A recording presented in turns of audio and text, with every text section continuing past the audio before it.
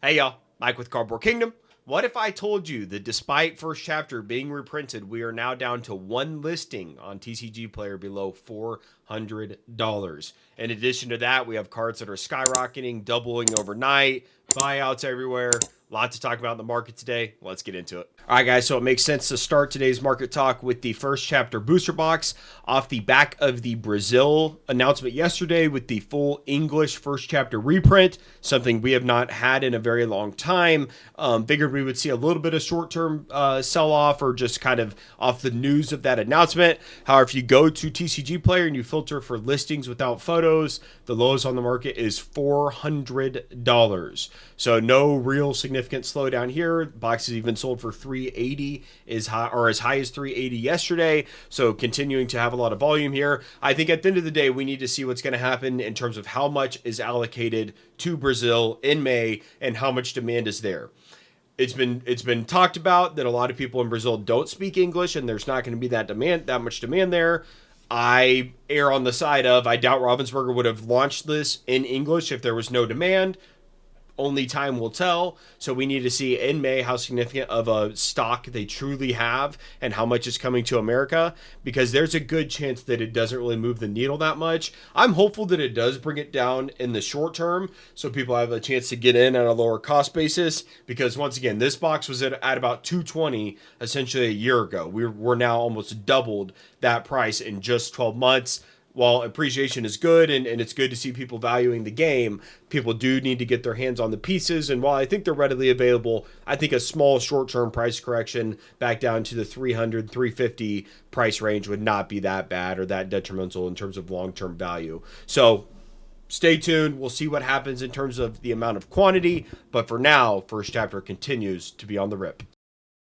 All right, guys, next up we have the Rockstar Stitch. If you've been around the channel for any time at all, you know this is one of my favorite cards in terms of long-term assets. It's got all the fundamentals we're looking for. 10 out of 10. Love the card. Think it's a great hold for anyone looking to get it. It is currently sitting at $400, which I think that is a fine price to acquire this card long-term. I do think in the short term we could see a retrace a little bit. It's had a ton of action here as of late. It was available for low 300s and a near mint copy not that long ago, just a few days ago. Definitely did have a buyout and had a lot of action, and now the current lowest listing is $400 and you can get 3 copies at that price of $400 each. When you look beyond that, you're pretty much up to $500 floor for a near mint copy from there. For those of you guys who are new, it might be worth noting that this card was selling for over $1,000 raw in the beginning. It was selling for over, I think near mint copies were going for $3,000 to $4,000 when it first came out. Obviously a lot of speculation.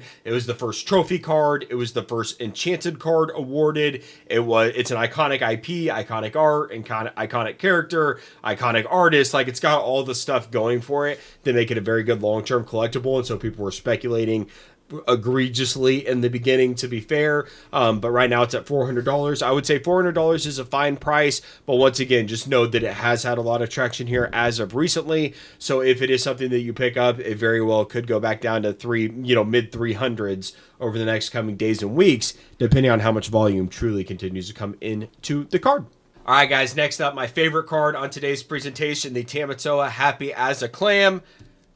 I can't go a video without showing mine off. One of my favorite enchanted. It's probably my favorite enchanted that's ever been released. I think the artwork's amazing, right? I've talked about it a million times. Not going to go through it again here, but some exciting stuff on this card. We have a floor of $550 for a brand new enchanted out of a brand new set that's been out a week, currently hitting $550.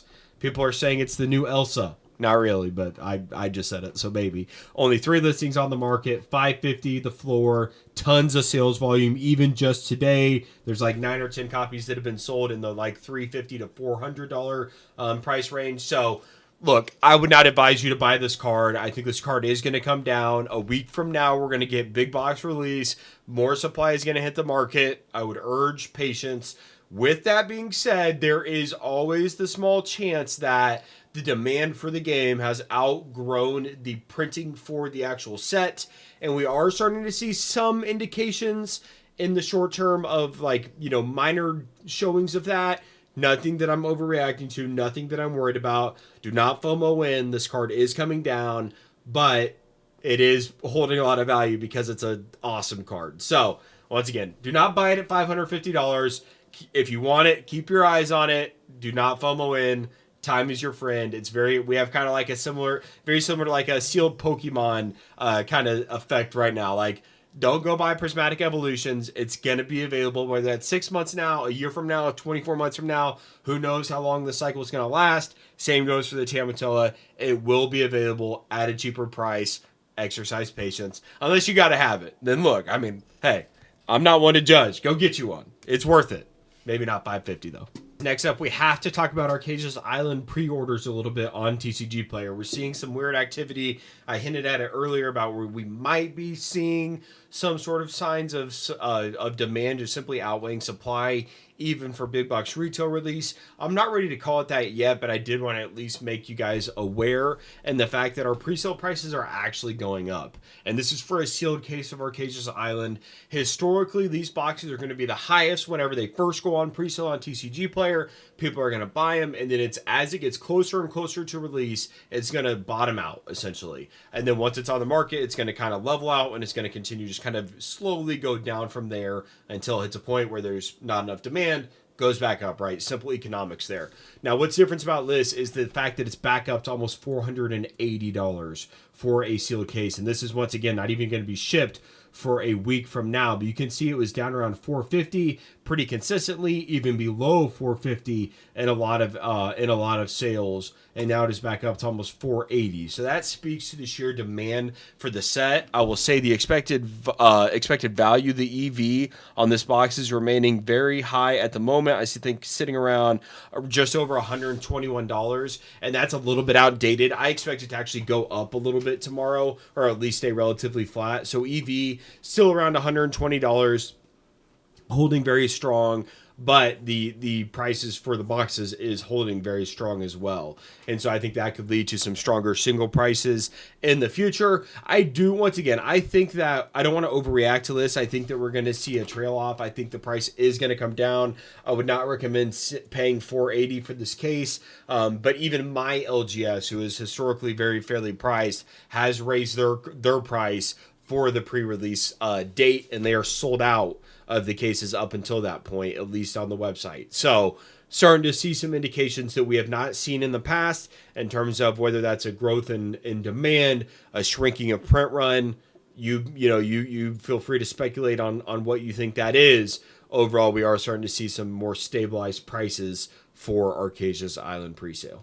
All right, guys, and to finish this up today, we have a cautionary tale with the Aurora Waking Beauty. This was a card that upon release, we were seeing it sell for $400, which was a mistake. We said so on the channel. We told you not to FOMO in. We had $400 sale, $315 sale, mid 200s sales, $280, and then now we have sales below $170, market currently sitting at $180. This is a gorgeous card. It's going to be very collectible.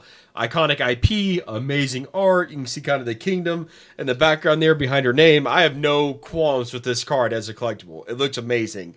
With that being said, we knew that the supply was going to outweigh the demand, and there was going to be a lot of downward pressure here. So friendly reminder, do not FOMO in. There's going to be a few instances every set, like the Tamatoa, that might run wild, but by and large, it does not make sense to chase cards like this, and I'll be sure to keep you aware, like I did with Tamatoa, of cards that might run up due to a lot of different factors going into them, kind of like we foresaw coming with the happy little crab. So with that being said, guys, that is going to be it for today's video. Trying to mix it up this week, obviously putting a little bit more time and putting some more quality behind these videos. Please let me know your thoughts in the comments. I would love to hear your feedback on the, increased quality of the videos. Do you like it? Is it meh? I would appreciate to hear feedback no matter where you fall on that side of the fence. Is it good, bad, indifferent, etc.?